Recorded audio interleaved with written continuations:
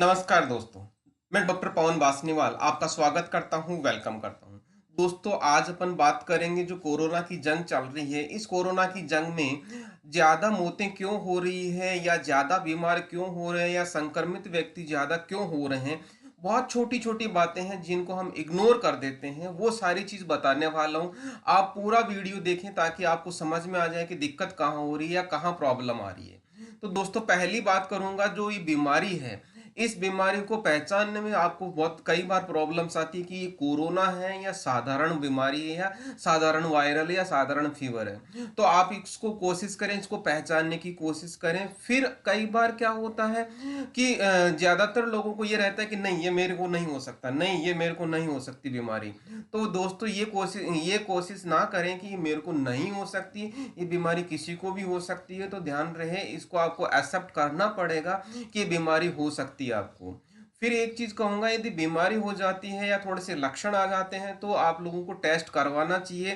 Test कराने में देरी नहीं होनी चाहिए। ये बहुत सारे टेस्ट हैं जो मैं आपको पहले भी बता चुका हूँ, जैसे आरटीपीसीआर है, रैपिड एंटीजन टेस्ट है, सीबीसी है, एन एनएलआर है, डी डाइमर टेस्ट है, सीआरपी टेस्ट है, या चेस्ट का एक्सरे है, या चेस्ट का सीटी स्कैन है। तो दोस्तों, ये सारी चीज़ आपको टेस्ट करवानी चाहिए, इसमें देरी नहीं करनी चाहिए यदि आपको थोड़े बहुत भी सिम्टम्स आ रहे हैं। फिर कई बार क्या होता है, ज्यादातर गांवों में ये प्रॉब्लम देखने को मिल रही है कि इस बीमारी की गंभीरता को नहीं समझ पा रहे हैं कि इससे लंग्स खत्म हो जाते हैं, ये फेफड़े को खत्म कर देता है और वेंटिलेटर और ऑक्सीजन की जरूरत पड़ती है। मतलब लाइफ सपोर्टिंग सिस्टम पे पेशेंट को आना पड़ जाता है। और इस उसी टाइम पे जब लक्षण आ रहे होते हैं या रिपोर्ट का इंतजार करता रहता है पेशेंट, तब तक वो यही सोचता रहता है कि मैं दवाई लूं, मैं दवाई नहीं लूं, मैं दवाई नहीं लूं। यदि दोस्तों सिम्टम्स आ गए तो दवाई लेना शुरू कर दीजिए ताकि आपको जल्दी से जल्दी रिकवरी मिल सके।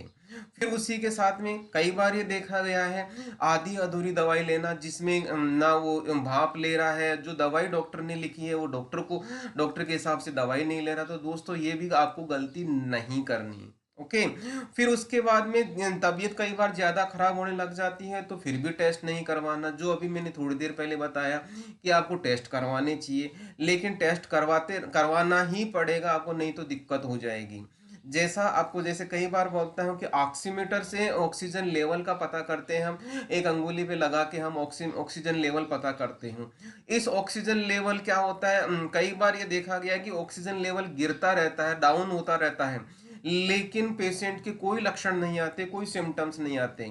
उसको हम हैप्पी हाइपोक्सिया बोलते हैं। तो इसमें भी आपको लापरवाही नहीं बरतनी चाहिए। आपको टाइम टू टाइम आपको क्या करना चाहिए, इसका ऑक्सीजन लेवल नापना चाहिए ताकि ये दिक्कत ना हो। ओके।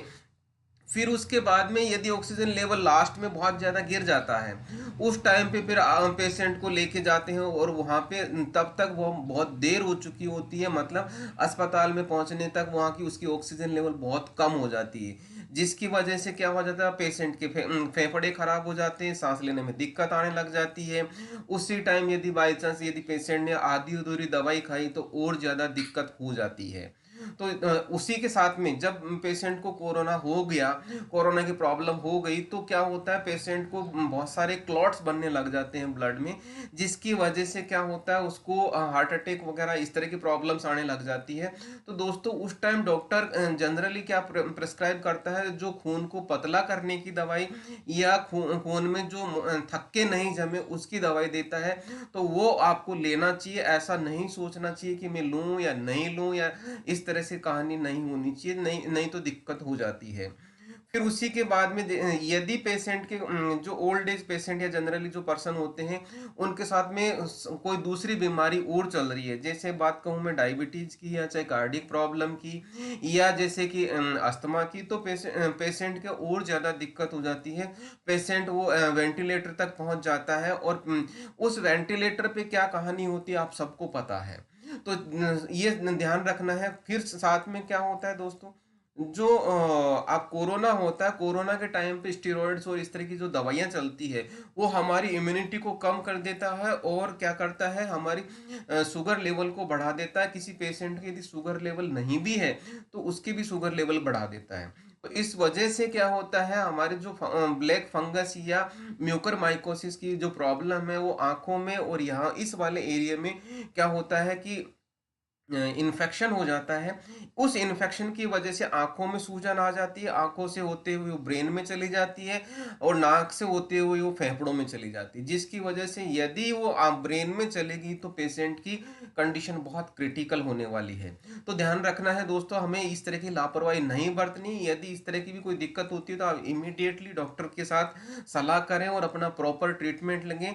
हम सजग रहेंगे तो कोई दिक्कत नहीं होगी, कोई किसी भी तरह का इन्फेक्शन नहीं फैलेगा।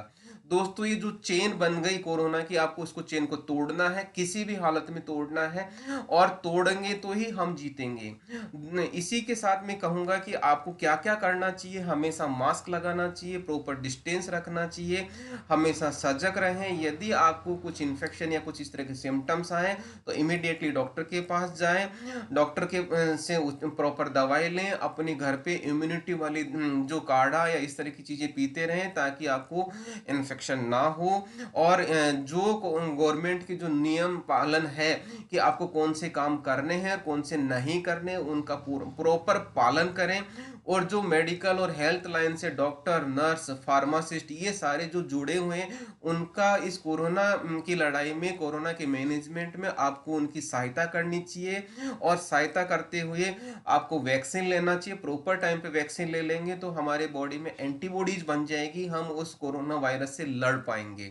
ये इस तरह से आप अपन जीत सकते हैं दोस्तों। इसी के साथ मैं कहूँगा, be positive, be healthy, stay safe, be happy, साथ सकारात्मक रहें, अपनी इम्यूनिटी बढ़ाते रहें। यदि दोस्तों ये आपको ये अच्छी लगी नॉलेज तो आप अपने फ्रेंड सर्किल में दोस्तों को, फैमिली मेंबर्स को जागरूक करें ताकि ये इस लड़ाई से अपन जीत सकें। फिर से नया वीडियो लेके आऊंगा, तब तक धन्यवाद। Thank you once again.